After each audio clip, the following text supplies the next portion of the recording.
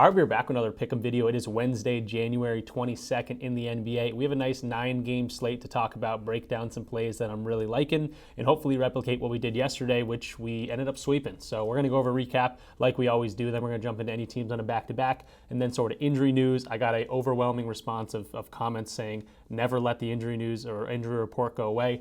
The injury report's definitely here to stay. So we'll go over that, and then we'll get into some plays, but awesome sweep yesterday. Let's hop into the recap. All right, so jumping into the recap, here it is. Always like to see only check marks down there. 4-0 sweep. We did have a 5th pick that we talked about, but Tyler Hero was a late scratch. He was added to the injury report later on in the day and then ended up not playing there. But Paolo Banchero over 23.5 points. He ended with 26 points. He did miss some free throws that costed us an underdog slip because I took his free throw line as well. But hey, did his job, 23.5 points. That's all we needed for the video picks there. Nikola Jokic over 35.5 points and assists. We don't need the fourth quarter. They blow him out. He dominates. He gets it in 3 quarters. And again, perfect matchup for him. Looked like the biggest guy out there. Didn't have to deal with Embiid. Last time Embiid's played in Denver, I think I was 5 years old.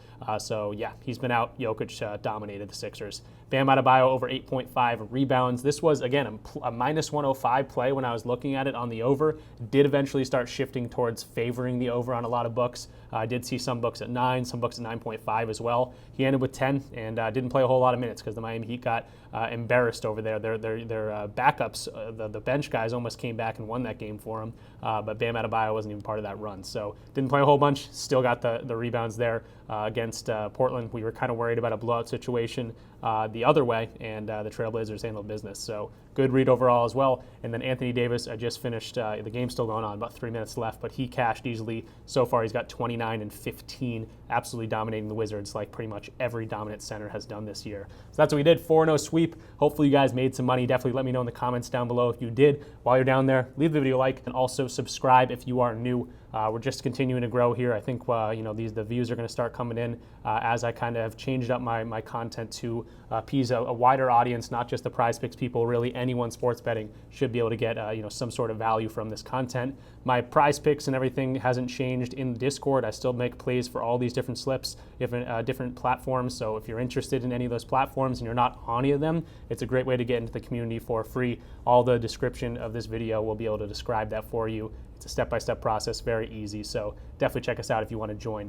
But yeah, that's it. Let's go over some NBA injury news, back-to-back situations, and things like that. And then let's hop in some plays for today. All right, so moving into some lineup news here for today. Teams on a back-to-back. We only have one. 18 teams playing, only one on a back-to-back. That will be the Brooklyn Nets. We'll talk about their injury report in a second because it's kind of long. But first up, Pistons and the Hawks. Jaden Ivey will be out for the Pistons. We've seen a bunch of games without Jaden Ivey now. Cade Cunningham, definitely an all-star this year. He continues to look better and better. For the Hawks, though, Trae Young, probable. Jalen Johnson, game-time decision. He might not play. Just reading the injury report, he could play. He's definitely a true game-time decision, so definitely something to monitor there. Zachary Ricochet will be out, though. Larry Nance out, and then Cody Zeller, not even sure why I added him on this, but he's out as well. For the Timberwolves and Mavericks game, Dante DiVincenzo continues to miss time. Mavericks, Luka Doncic will obviously be out. He's going to continue to miss some time as well. Klay Thompson, game-time decision. Derek Lively, game-time decision.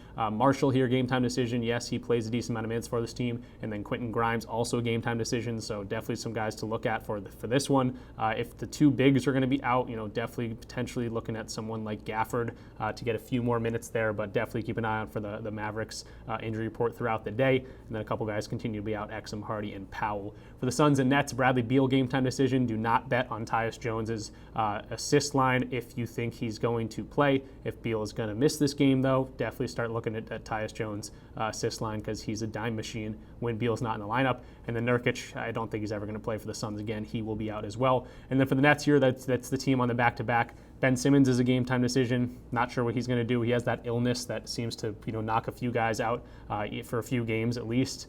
He's also kind of a baby. Probably won't end up playing with a little sniffle, but this not to joke about that, but the illness seems to actually be kicking people's butts, and Ben Simmons is a little bit soft, so potentially might not play there. Zaire Williams, also a game-time decision. Cam Thomas out, Bogdanovich out, Watford and Lewis also out for the Nets, so definitely keep an eye on some of those guys. And again, back-to-back situation, we know that D'Angelo Russell's missed some time. He could potentially pop up in the injury report, and some other dudes as well, so just keep an eye on the Nets. Bucks, Pelicans, we got Giannis Antetokounmpo. He is probable. Chris Middleton, probable. AJ Green will be out, so these are the two big guys. AJ Green does play a decent amount of minutes, so it could be a little boost for some of these dudes, but expect Giannis and Middleton to be in the lineup. For Zion Williamson, he's going to be a game time decision. I don't know if he's going to play. I think he also has that illness, so he could be knocked out again. He's missed I think last 2 games, definitely the last game here, so definitely keep an eye on Zion. DeJounte Murray, though, probable. Misi will be a game-time decision. Brandon Ingram, Herb Jones will continue to be out. For the Cavaliers and Rockets, Mobley out again, Okoro out again. Karis LeVert missed last game, so he's a game-time decision coming into this one.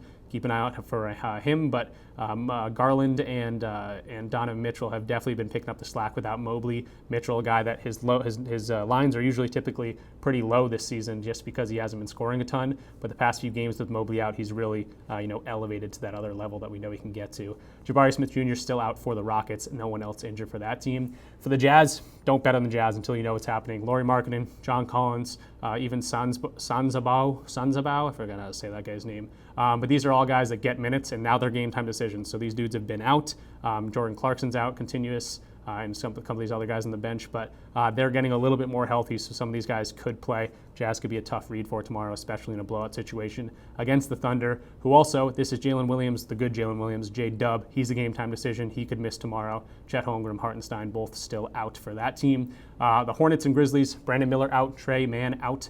So that's 2 guards. Definitely some spots to look at guys that might be getting some more usage there. For the Grizzlies, Jake LaRavia, Marcus Smart. I guess Jake LaRavia is going to be a game-time decision. Marcus Smart out. Spencer and Vince Williams also out. So nothing too crazy there. For the Warriors, Draymond Green will be out. Kuminga will be out. Kyle Anderson out. Podziemski will be out. We've seen this team miss these guys for a few games now. Steph Curry might just be out in terms of his mind because his team is struggling. He doesn't know what to do there. He's pretty much like, just let me retire at this point. But yeah, they're struggling, and Steph Curry can't carry this team like he used to. Nothing against Steph Curry, but his team is just banged up, and they're just not good overall. So tough one there without all these guys out. But Curry's always ready to go nuclear, especially potentially in a good matchup against the Kings. Speaking of the Kings, no injuries reported. The only team out there that has no injury reported, so claps for them. They're staying nice and healthy. And then for the Celtics, game time decisions: Drew Holiday and Al Horford, the old men of the team, potentially getting some rest. And then for the Clippers, bunch of injury news here. Kawhi Leonard, Zubac, both out. Game time decisions for Norman Powell and James Harden. So all the big names, pretty much their entire starting 5 is either out or game time decisions. So definitely something to keep an eye on there. And then Batum and PJ Tucker. Tucker's been out for the entire season, but Batum is a guy that gets some rotational minutes. So long, extensive injury report, I know, but that's always good to know when you're making your bets. You don't want to make a bet on someone that potentially might not play, or potentially, some other guy might play or might be out. That will totally affect that line. So that's the injury report. Now let's hop into some plays for today. All right, so moving into the first play of the video, and I'm going to talk extensively about this game because this Detroit versus Atlanta game, I think, is a pretty good spot to do a solid same-game parlay. This was a 1-point game last time they played in the season, 122 to 121. And if this one stays close, it is a 2.5-point spread. This could be a really good game for some overs because a lot of guys can pick these defenses apart. They both thrive in certain areas that the other team is weak. So I'm going to start off with Trae Young. I'm going to talk about a bunch of other players in this one. Couple leans, couple guys I favor a little bit more here. But yeah, I do want to spend a lot of time on this game because I think there's a decent opportunity. Now, sometimes that can be bad if this is a blowout, if someone gets injured, things like that. That could ruin the whole slip. That's why I kind of recommend maybe playing this as a same-game parlay. But I do want to point out, again, I'm going to talk about this game for a little bit now. So Trae Young over 27.5 points is the first play I want to talk about. Now, that is kind of high. I was expecting this line to be 25.5 or so. And you can see in terms of all the books right now, everyone's at 27.5, but a lot of them are favoring the under pretty heavily. So we could see this drop to 26.5. And if it definitely drops to 26.5, I like it a little bit better. But you could also use this as like a parlay piece, again, in a same-game parlay situation at like 25 plus points. It's just a great spot for Trae Young to score the ball. Now, what has he been doing here the last, the entire season? He's only over this in 33% of games. If you want to talk about that parlay piece going for 25 plus, he's over this in 44% of games, so it looks a little bit better. But you also see a whole bunch of green lately into the season, and it's because his usage has just been off the charts. There's been injuries popping up left and right. The Rook is injured. Jalen Johnson's missed a few games. He might miss tomorrow's game as well. So that's what I'm really looking at. His usage the past 10 games has been 31.3%. So he's getting a ton of usage, and when he gets a ton of usage, that's when he scores the ball. So I really can't make this chart look a whole lot better. He's been playing very consistent minutes, a lot of minutes, 35.6 minutes per game. So that's nothing I can really adjust, but his scoring has just really ramped up lately, and he's been knocking down shots and things like that. He's also been shooting a lot more shots, as you can see sporadically throughout the season. Some games he's shooting 12, a bunch of games here, but now it's starting to creep up and up and up, and it makes sense with all these injuries that are popping up for this team. So let's just go to the chart. I guess the only thing I can really show on this that looks good is the last two matchups. Now, this was last year, and this was this year. So 35 points against this Detroit team. He shot a lot of times too, 25 shots, 11 makes on those as well. And again, I want to start breaking down the defense and why he was shooting a whole bunch of shots, and also why one of my leans is potentially is under 10.5 assists in this one. So let's move over to the breakdown that I started writing up for this one, and this is where we get a little bit more analytical. And I've had a really big success using a lot of these different charts. And again, it doesn't, it's tough to see Trey's line that high, but it makes sense once you start really realizing what the Detroit Pistons do poorly on defense and how Trey scores the ball. So first off, like I mentioned, 30% of his usage, or 30% plus usage this year. He's over in 10 of 12 games, averaging 32.2 points per game. His usage has been 31 point something the past 10 games. So that usage is high. When the usage is high, he scores the ball more. 32.2 points per game. That's more than 27.5.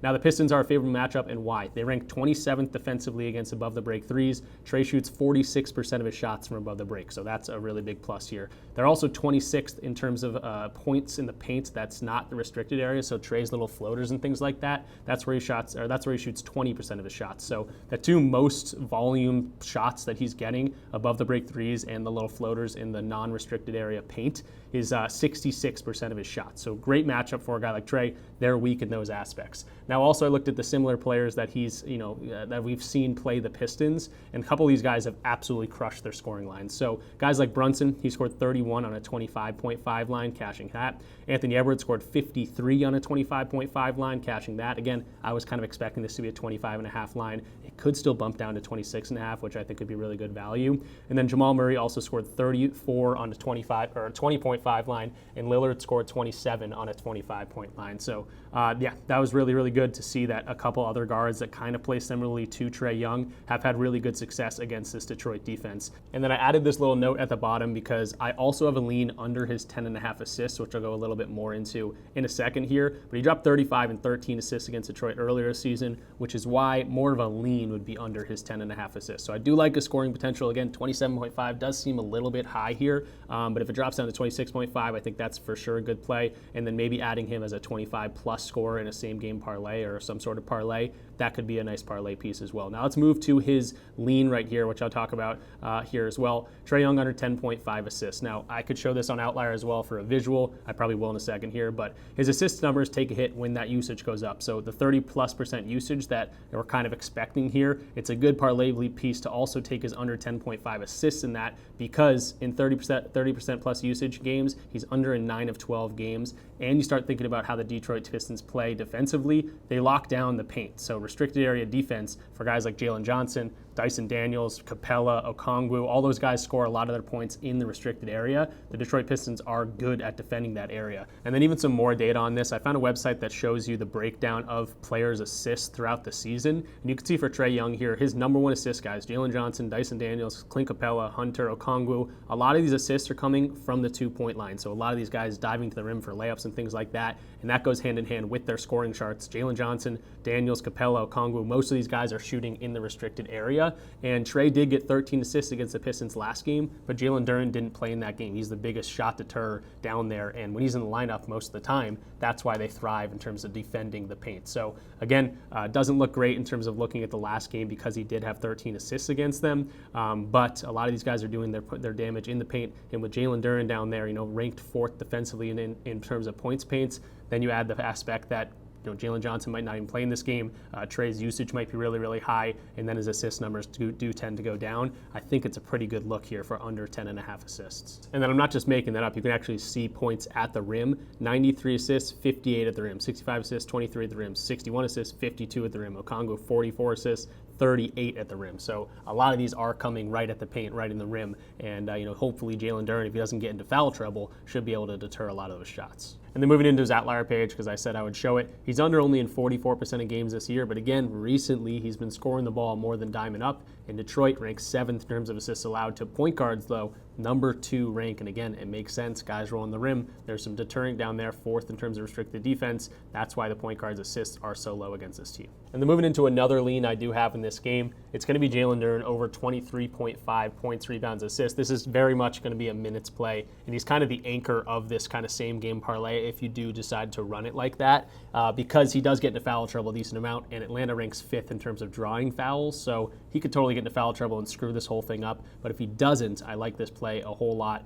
because of how he gets his points, how Atlanta defends, and things like that. He's only over in 45% of games, over in 3 straight games. You can see that. And as these minutes go up, again, that's kind of the big thing here. You can see his minutes. Here's his foul chart. So he's, again, a super fouler sometimes. Fouled out only 2 games, but if he gets quick fouls, that's going to drop his minutes. And you can see his minutes right here, kind of sporadic as well because of that foul trouble. But plenty of games here is also getting like 30 or so minutes. So as the minutes go up, again, very much a minutes play. 2.5 point spread. We saw this be a battle last time they played, like I mentioned before, it was a 122 to 121 game, I believe. And he didn't play that game, so we don't have the stats on that. But as he goes up in minutes, in terms of like minutes, so 20 minutes, 56% hit rate, 22 minutes, 23 minutes, 62% hit rate, 25 minutes, 64. If he gets, 28, 29, 30 minutes, this just goes up and up and up. So if Duren can stay on the floor, I really like this potential. And again, during the write-up, I kind of pointed out the fact that he shoots 84% of his shots in the paint. He's not a three-point shooter. He's not even a mid-range shooter. All of his damage is going to come in the paint, and that's where the Atlanta ranks 28th defensively in terms of restricted area defense. That's where Duren feasts. So he could definitely score the ball. He could definitely rebound the ball as well.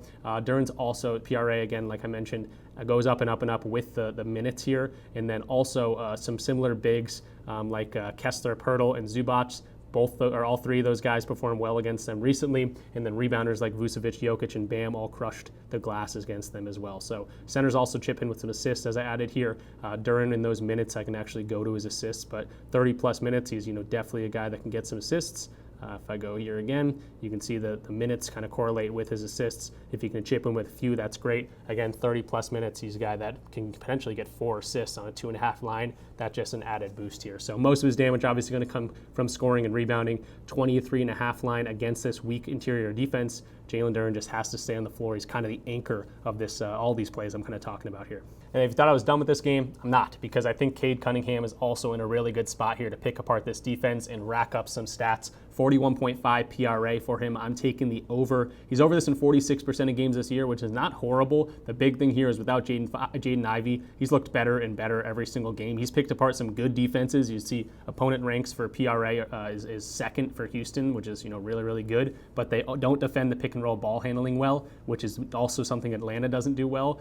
So I think he's going to be able to pick this team apart. I think he's going to be able to rebound the ball. I think he's going to be able to assist the ball well because they're not a very good above the break 3-point defense. So guys like Malik Beasley, we saw him score 22 points in the game last time they played, and Cade also had a triple-double against these guys. Even with Jaden Ivey in the lineup, he went for 22, 11, and 13. So as that scoring's come up without Jaden Ivey, and he has the rebound and assist potential, this is a look that you could potentially get some really good plus money on a triple-double if you wanted to sprinkle that in as well. But I'm sticking to his PRA. I think he's going to have a really good matchup. Again, as I mentioned, he's picked apart some good defenses. Houston, the Knicks he went over as well. And again, without Jaden Ivey, this matchup, this hit rate is looking a whole lot better. Now, I did do the write-up here, and we can really start talking about the percentages of how he gets his shots and the defense and things like that. Atlanta's defensive weaknesses, the pick and roll ball handling. 37% of his points come from pick and roll ball handling, and he also takes 33% of his shots above the break. Atlanta ranks 29th in terms of pick and roll ball handling defense and 30th defensively in terms of above the break threes.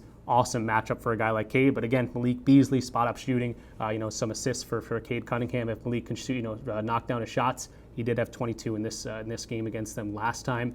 Malik Beasley doesn't have lines out right now, so I can't attack that, but I think he's also a good look. And then in 4 games without Jaden Ivey so far this year, we just looked at his hit rate, 69% of games just without Jaden Ivey in general. But if in teams that he's going up against a bad pick and roll ball handling defense, he's over in 3 or 4 of those games. Again, one of those games was the Knicks, one of those games was the Rockets. He went against both of those guys. Good defenses overall, but not pick and roll ball handling defense, which again, Atlanta's weak here. And in those games, he's averaging 45.0 PRA. So that's awesome to see. And again, I added his rebounding and assists. He's been rebounding the ball well. His assists have kind of been down, but now he gets a weak defense. Spot up shooting wise, above the break three-wise. I think he can get some shooters in there, and then they're also not very good in terms of restricted area defense at all. So he could get some guys diving to the rim as well. So I like Cade's points, his rebounds, his assists. He could potentially get a triple-double here once again, and we saw him do that last matchup. Now he gets a scoring boost without Jaden Ivey. I think Cade's in a great spot here as well. Then moving along to the next play that's not in the Atlanta and Detroit game, I do have other plays. Julius Randle under 1.5 three-pointers made going against the Dallas Mavericks. Now, this looks really, really good when you see the games that he's played recently. His three-point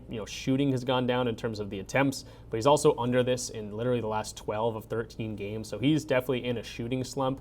There are some bad that come with this line, but I have to point this out. He's not been shooting well. He has not been shooting a ton. And then you also see overall in terms of Dallas three-pointer defense, they're ranked 7th in terms of defenses made per game. So they're a good team at running guys off the three-point line. They are weak to the power forward position specifically, though.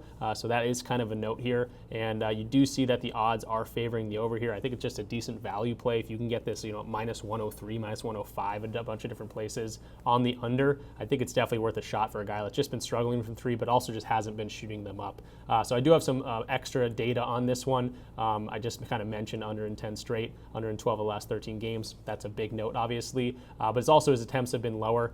He's shot 5 or less in a bunch of games recently. And in games that this season he's shot 5 or less, he's under in 24 of 30 games, so an 80% hit rate. And I do mention the fact that, again, the good comes with the bad here. He went over in the 2 matchups against him so far this year, 3 threes in both those games. But you got to look at the little caveat here. He shot 3 of 3 and then 3 of 5. So can he do that again in a shooting slump here? Maybe, maybe not. But I feel like I had to point this one out for you guys. And then the same game, other side of the court here, Kyrie Irving over 24.5 points. He's been playing pretty well recently. Not the best hit rate in the world, but he does come off in a 25 and a 33-point game. And now he gets Minnesota, a team that players that play similarly to him, pretty much every single game they've gone over, including Kyrie himself. You can see head-to-head, he's played them really well all throughout his career, the past matchups into the playoffs last year. But this year specifically, he had 35 and then 39 against them.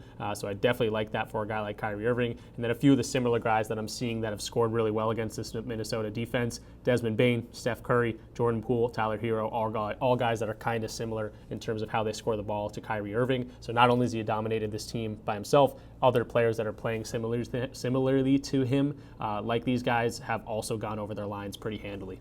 Next up, I want to talk Donovan Mitchell here against a pick-and-roll defense that we've talked about in the past. This Houston defense is ranked pretty good in terms of points allowed, but you can see the guards, it gets a little bit better, and it's because they're not very good at defending the pick-and-roll. They're 27th in terms of that defensively. So Donovan Mitchell with no Evan Mobley, with no Isaac Okoro, potentially no Karis LeVert as well in this one.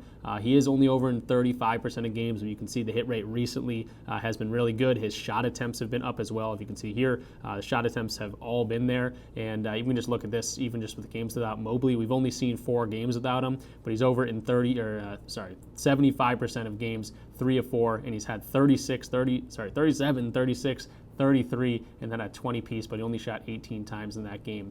When we look a little bit deeper on this one, again, this is, the hit rate doesn't look amazing in terms of the year, but really taking into account Mobley being out of this one, they're also in away games, so he does score a little bit more in away games. They lean on him a little bit more, and they've really been leaning on him without Mobley here. So looking a little bit deeper, again, pick-and-roll defense ranked 27th defensively. We've gone to this favorable matchup for a few guys like Cade Cunningham, Jamal Murray, John Morant, Austin Reeves, all played really, really well against Houston so far this year. And then Mobley and Okoro being out, he's got a heavier load. We just talked about those 4 games without specifically Mobley. He's averaging 23.3 shot attempts a game in those games and 31.5 points. On that shot volume, games that he's seeing at least 18 attempts, he's over in 12 of 20 games, so a 60% hit rate, not the best in the world. But as that starts to go up, he's also averaging 28.4 points in those 20 games. But if he takes 20 or more shots, again, averaging 23.3 without Mobley in the lineup, he's over in 11 to 16 games. That's a 68.8% hit rate, averaging 29.3 points. So again, we've talked about this Houston defense before. They are really good defensively.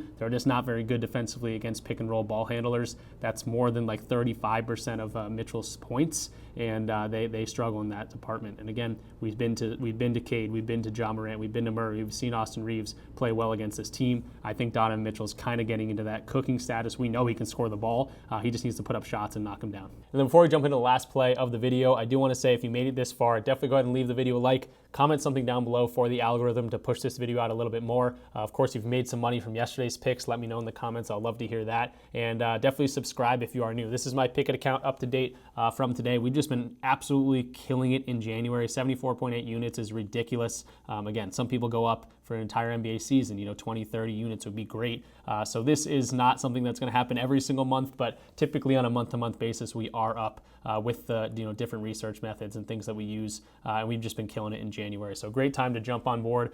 Check out the link in the description on how to join.